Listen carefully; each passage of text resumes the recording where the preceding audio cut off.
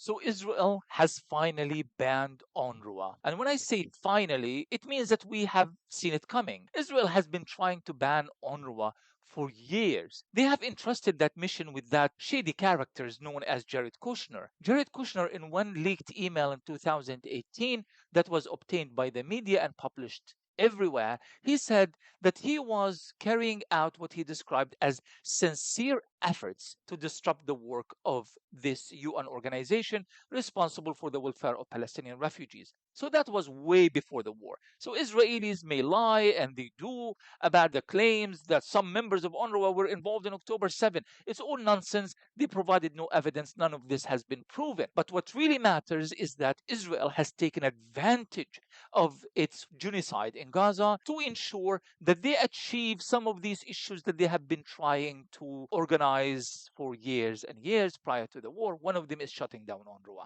Israel does not have a problem with UNRWA as a structure, as an organization per se. They have a problem with the representation of UNRWA as an organization that advocates on behalf of the Palestinians and provides needed education, healthcare, and other humanitarian needs that Palestinian refugees are in dire need for in Gaza, the West Bank, South Lebanon, and elsewhere. This is very, very important because Israel wants to suffocate Palestinians in every possible way. And they don't need some organization that is able to actually help Palestinians sustain themselves and their lives in the face of the Israeli genocide. But there is kind of this unspoken political value of UNRWA. You see, UNRWA is not a political organization per se, and its responsibilities as of its the UN decision that created UNRWA in 1949 has been to just basically keep Palestinian refugees looked after until UN Resolution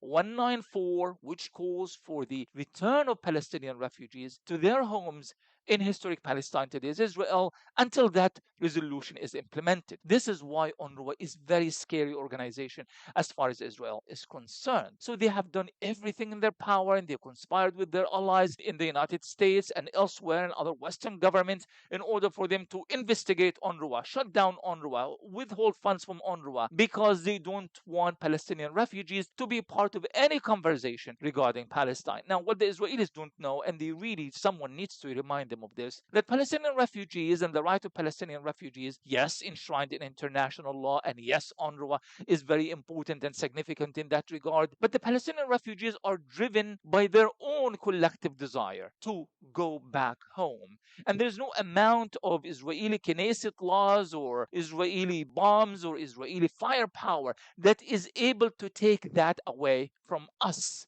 And when I say us, I mean also myself included, as we have millions of Palestinian refugees who are living in diaspora. This right cannot be negotiated, not because the United Nations told us so, because we as Palestinian refugees and as Palestinian people everywhere have placed the right of return to our homes in Palestine as the core of our struggle against this ongoing Israeli occupation, apartheid, and genocide.